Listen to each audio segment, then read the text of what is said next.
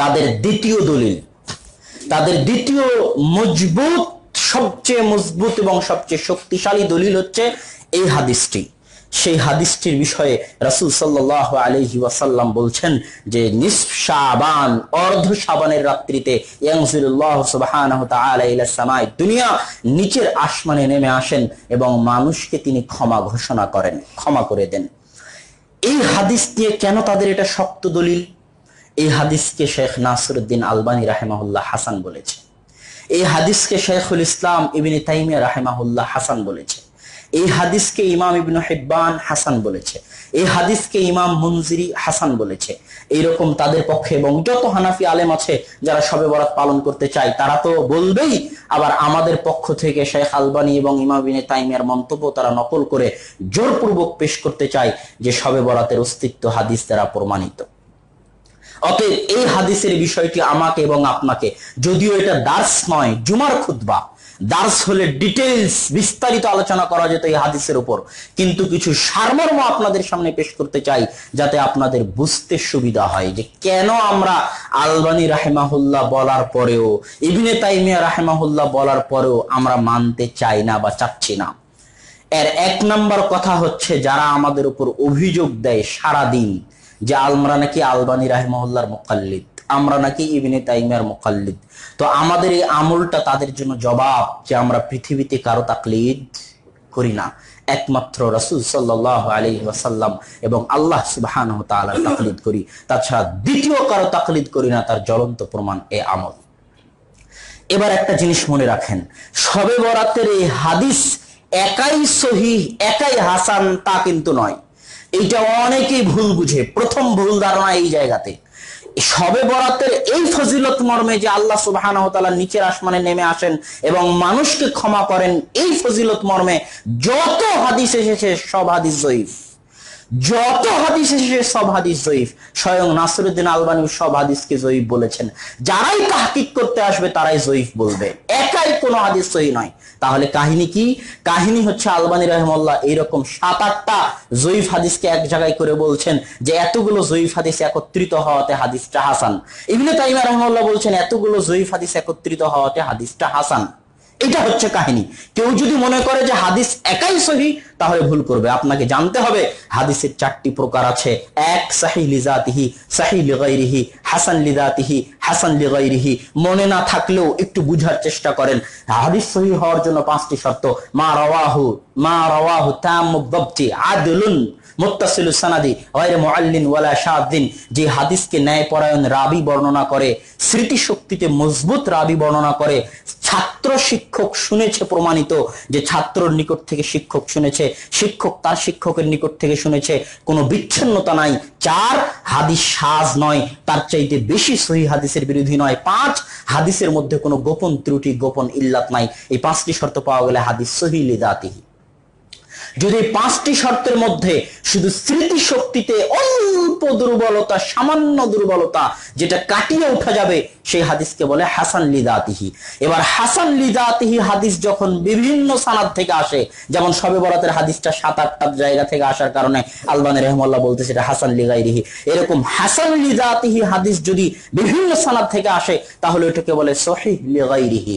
আর এবার যে হাদিসের মধ্যে দুর্বলতা আছে কিন্তু হালকা দুর্বলতা, সেই হাদিস যখন বিভিন্ন সানাদ থেকে আসে সেই হাদিসকে বলে হাসান লিগাইরিহি। এটা হচ্ছে সহিহের সর্বনিম্ন স্তর। হাসান লিগাইরিহি হাদিস দুর্বল কিন্তু বিভিন্ন সানাদ থেকে আসার কারণে কেউ কেউ হাসান বলে। আর উসুলে হাদিসের জগতে সবচেয়ে কঠিন আলোচনা, সবচেয়ে ভয়াবহ আলোচনা, সবচেয়ে ভয়ঙ্কর আলোচনা হচ্ছে এটা। এত সহজ নয় যে আপনি 2-3টে হাদিস জয়ীফ এক জায়গায় করলেন আর বলে দিলেন যে এই হাদিসটা হচ্ছে হাসান লিগাইরিহি। এটা এত সহজ নয়। এই জন্য যত ইখতিলাফ মুহাদ্দিসিনদের মধ্যে তৈরি হয়েছে তার অধিকাংশ ইখতিলাফ এই জায়গায় তৈরি হয়েছে। আপনি মুহাদ্দিসদের অনেক মুনকিরে হাদিস আছে যারা অভিযোগ উত্থাপন করে যে তোমাদের মুহাদ্দিসদের মধ্যে তো হাদিস সহিহ জয়ীফ নিয়ে ইখতিলাফ। আরে এরকম কোন ইখতিলাফ তুমি পাবা না যে এক মুহাদ্দিস একটা হাদিসকে সহিহ বলতেছে আর আরেক মুহাদ্দিস ওই হাদিসকে জাল বলতেছে। এরকম ইখতিলাফ নাই। কথা মনে হয় বুঝাতে পারিনি। ইখতিলাফ কোন জায়গায়? এক মুহাদ্দিস একটা হাদিসকে জয়ীফ বলতেছে আর আরেক মুহাদ্দিস মানতেছে যে ওই হাদিস জয়ীফ, কিন্তু আরো 3-4 সানাদ থেকে আসার কারণে ওই মুহাদ্দিস ওই হাদিসকে হাসান বলতেছে। এই জায়গাতেই হচ্ছে অধিকাংশ ইখতিলাফ, এর বাইরে হাদিসে কোনো ইখতিলাফ নাই। সব জায়গায় অধিকাংশ 90% ক্ষেত্রে মুহাদ্দিসদের সিদ্ধান্ত একমত। তো এখানেও এই হাদিসও ইখতিলাফ হয়ে গেছে। তো আমি আপনাকে আগে যেটা বুঝাতে চাইলাম যে শবে বরাতের হাদিস এককভাবে সহিহ হাসান এরকম নয়, অন্যের সহযোগিতা নিয়ে কেউ কেউ বলেছে। এবার সব হাদিসকে এক জায়গায় করার পরেও যারা এই হাদিসকে জয়ীফ বলেছে তারা কারা? সব হাদিসকে এক জায়গা করার পরও, এতগুলো জয়ীফ হাদিসকে একত্রিত করার পরও এই হাদিসকে জয়ীফ বলেছেন ইবনে তাইমিয়ার ছাত্র ইবনুল কাইয়িম রাহিমাহুল্লাহ, এই হাদিসকে জয়ীফ বলেছেন ইমাম কুরতুবী রাহিমাহুল্লাহ, এই হাদিসকে জয়ীফ বলেছেন ইবনুল আরাবী রাহিমাহুল্লাহ, এই হাদিসকে মুতাকাদ্দিমিন যত মুহাদ্দিস গেছেন তাদের কারো পক্ষ থেকে এই হাদিসকে হাসান বা সহিহ মন্তব্য পাওয়া যায় না। এমনকি আলবানী রাহিমাহুল্লাহর সমকালীন যারা আছেন, ইবনে বাজ রাহিমাহুল্লাহ, ইবনে উসাইমিন রাহিমাহুল্লাহ, এমনকি আলবানী রাহিমাহুল্লাহর ছাত্র যারা আছেন তারাও এই হাদিসকে জয়ীফ বলেছেন সব সানাদকে একত্রিত করার পরেও। শুধু তাই নয়, বর্তমান ভারত, পাকিস্তান, বাংলাদেশে হানাফিদের বিখ্যাত আলেম যেহেতু আমাদের মন্তব্য পেশ করে, তো আমরাও একটু তাদের মন্তব্য পেশ করি। হানাফিদের বিখ্যাত আলেম মুফতি তাকি উসমানী পাকিস্তানি, তিনি তার দারসে তিরমিজির 2য় খণ্ডের মধ্যে এই হাদিসের সকল সানাদকে একত্রিত করার পরও শবে বরাতের ফজিলতের এই হাদিসকে জয়ীফ বলেছেন। সম্মানিত উপস্থিতি, এবার আমরা বললাম যে ডিটেইলস আলোচনা করা যাবে না, কিন্তু সারমর্ম বলি যে এই হাদিসকে আমরা কেন দুর্বল বলে গণ্য করি। এই হাদিসকে দুর্বল বলে গণ্য করার কয়েকটি কারণ আছে, সেই কারণগুলো আপনাদের সামনে পেশ করি। সূক্ষ্ম কারণ, 1 নাম্বার সূক্ষ্ম কারণ, এই হাদিসের যত সানাদ আছে সব সানাদ কোথাও না কোথাও গিয়ে মাকহুল রাহিমাহুল্লাহর নিকটে গিয়ে মিলিত হয়। যখনই আপনি শাহেদ যে এই হাদিস বিভিন্ন সাহাবী থেকে এসেছে, শবে বরাতের হাদিস আয়েশা রাদিয়াল্লাহু তাআলা আনহা থেকে এসেছে, শবে বরাতের হাদিস উসামা বিন যায়েদ থেকে এসেছে, অমুকের নিকট থেকে এসেছে, তো এগুলোকে আপনি বলতেছেন এই হাদিসটা মজবুত করতেছে এতগুলো সানাদ থেকে আসার কারণে। কিন্তু আমি বলবো একটা সূক্ষ্ম জিনিস আপনার চোখ এড়িয়ে গেছে, সেটা কি? এত সাহাবী থেকে আসলেও সানাদ নিচে এসে একজনের নিকটেই কোনো না কোনো ভাবে মিলিত হচ্ছে, তিনি হচ্ছেন মাকহুল রাহিমাহুল্লাহ। এবার ইবনে রাজব হাম্বলী রাহিমাহুল্লাহ তার লাতাইফুল মাআরিফ এই বইয়ের মধ্যে একটা সূক্ষ্ম কথা বলে গেছেন, অতি সূক্ষ্ম কথা, যে মাকহুল রাহিমাহুল্লাহ এই হাদিসটা অধিকাংশ সময় মুরসালান বর্ণনা করতেন, মাঝখানে কাউকে উল্লেখ করতেন না, ডাইরেক্ট বলতেন ক্বালা রাসূলুল্লাহ সাল্লাল্লাহু আলাইহি ওয়াসাল্লাম। আর ওই মাঝখানের ব্যক্তিটা ছিল কাব আল আহবার, একজন ইহুদি পণ্ডিত যিনি পরবর্তীতে মুসলিম হয়েছিলেন, এবং অনেক সানাদে সেটা স্পষ্ট হয়েছে যে মাকহুল রাহিমাহুল্লাহ এই হাদিসটা কাব আল আহবার থেকে শুনেছে, এবং কাব আল আহবার ইসরাইলি রিওয়ায়াতের মধ্যে থেকে এটা বর্ণনা করত যে ইসরাইলি রিওয়ায়াতে শবে বরাতের ফজিলতে এই আছে, সেখান থেকে মাকহুল রাহিমাহুল্লাহ নিতেন এবং বলতেন। কিন্তু এই সূক্ষ্ম বিষয়টা অনেকের চোখ এড়িয়ে গেছে। এটা 1 নম্বর সূক্ষ্ম বিষয়, যেটা ইবনে রাজব হাম্বলী রাহিমাহুল্লাহ তার লাতাইফুল মাআরিফের মধ্যে উল্লেখ করেছেন। 2, এই হাদিসের যতভাবে এই হাদিস বর্ণিত হয়েছে সব মাতানের মধ্যে, মাতান মানে মূল টেক্সট, সানাদ শেষ হওয়ার পর যেখান থেকে আল্লাহ রাসূলের কথা শুরু হয়, ওই টেক্সটের মধ্যে ইখতিলাফ আছে, ইজতিরাব। কোথাও বলতেছে, কোন হাদিসে বলতেছে আল্লাহ সুবহানাহু ওয়া তাআলা শেষ আসমানে নেমে এসে ক্ষমা করে দিবেন, কোনো শর্ত নাই, শর্ত ছাড়াই। আরেক হাদিসে বলতেছে আল্লাহ সুবহানাহু ওয়া তাআলা ক্ষমা করে দিবেন, শর্ত আছে। কি শর্ত? তাকে মুশরিক হওয়া যাবে না এবং তাকে মুশাহিন, হিংসা বিদ্বেষ রাখা যাবে না অন্য মুসলিম ভাইয়ের প্রতি। এই 2টা শর্ত আছে। আবার আরেক সানাদে এই 2 শর্তের জায়গায় অন্য শর্ত আছে, কি? কাতিলু নাফসিন, আত্মহত্যাকারী হওয়া হবে না। তো শর্তের মধ্যে ইখতিলাফ আছে। আরেক হাদিসে কোনো শর্তই নাই, সরাসরি ডাইরেক্ট ক্ষমার কথাও নাই। কি আছে? আল্লাহ সুবহানাহু ওয়া তাআলা নিচের আসমানে নেমে এসে বলেন হাল মিন মুস্তাগফির ইস্তাগফিরুনি, আছে কি কোনো ক্ষমা প্রার্থনাকারী যে আমার নিকটে ক্ষমা চাইবে? আছে কি কোনো সাহায্য প্রার্থনাকারী যে আমার নিকটে সাহায্য চাইবে? এখানে ক্ষমারও ঘোষণা নাই, শর্তও নাই। যদি এতটুকুই হয় তাহলে আল্লাহ সুবহানাহু ওয়া তাআলা প্রত্যেক দিন শেষ রাতের অংশে নিচের আসমানে নেমে এসে এই ডাক দেন। অতএব শবে বরাতের আলাদা কোনো ফজিলত তখন বাকি থাকে না। এটা প্রতিদিনের ব্যাপার। আল্লাহ সুবহানাহু ওয়া তাআলা প্রতিদিন নিচের আসমানে নেমে এসে এই আহ্বান করেন শেষ রাতে যে হাল মিন মুস্তাগফির ইস্তাগফিরুনি, আছে কি কোনো ক্ষমা প্রার্থনাকারী আমার নিকটে ক্ষমা চাইবে? যদি এতটুকু হয় তাহলে শবে বরাতের আলাদা কোনো ফজিলত বাকি থাকে না। 3 নম্বর সূক্ষ্ম বিষয় হচ্ছে যে ইসলামী শরীয়তের যদি আমি ইহাতা করি, ইসলামী শরীয়তকে যদি চোখের সামনে নিয়ে আসি, পুরো ইসলামী শরীয়তকে, তাহলে ইসলামী শরীয়তকে চোখের সামনে আনলে আমি দেখতে পাবো যে ইসলামী শরীয়তের একটা সিস্টেম, একটা নিয়ম হচ্ছে যখনই কোনো ফজিলত দিয়েছে তখনই ফজিলতের সাথে আমল দিয়েছে, যখনই কোনো ফজিলত দিয়েছে তখন ফজিলতের সাথে আমল দিয়েছে। লাইলাতুল কদরের ফজিলত দিয়েছে, ফজিলতের সাথে আমল দিয়েছে যে লাইলাতুল কদরে রাত জেগে সালাত আদায় করতে হবে। যখন যেখানে ফজিলত দিয়েছে, মসজিদে নববীর ফজিলত দিয়েছে, ফজিলতটা কিভাবে পাবো? মসজিদে নববীতে গিয়ে সালাত আদায় করলে ফজিলত পাবো। কাবা ঘরের ফজিলত দিয়েছে, ফজিলত কিভাবে পাবো? সেখানে গিয়ে সালাত আদায় করলে ফজিলত পাবো, তাওয়াফ করলে ফজিলত পাবো।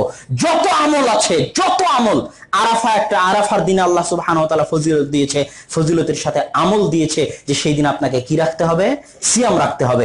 ইসলামী শরীয়তকে সামনে রাখলে এইরকম পাওয়া যায় না যে শুধু ফজিলত আছে আমল নাই, শুধু ফজিলত আছে আমল নাই, এরকম উদাহরণ নগণ্য বিরল পাওয়া যায় না।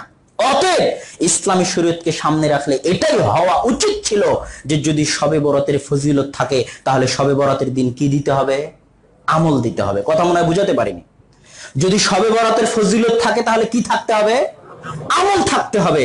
কিন্তু শবে বরাতের দিন আমলের ব্যাপারে সহিহ হাদিস তো বহু দূরের কথা, একটা জয়ীফ হাদিসও নাই যে শবে বরাতের দিন সালাত আদায় করো, শবে বরাতের দিন সিয়াম রাখো, শবে বরাতের দিন কবর জিয়ারত করো, শবে বরাতের দিন রুহুরা ফিরে আসে, শবে বরাতের দিন হালুয়া রুটি বানাও। শবে বরাতের দিনের ফজিলতের হাদিস নিয়ে তো আমি আলোচনা করলাম, কিন্তু ফজিলত যদি মেনেই নেই তাহলে আমলের ব্যাপারে সহিহ হাদিস দূরে থাকে, একটা জয়ীফ হাদিসও নাই। তখন তুমি বলবা, এখানে আরো একটা কথা বলে নি যে তাহলে ক্ষমা করবে, যে শবে বরাতের দিন আল্লাহ সুবহানাহু ওয়া তাআলা নিচের আসমানে নেমে আসবেন এবং ক্ষমা করে দিবেন, এতটুকুই হাদিস।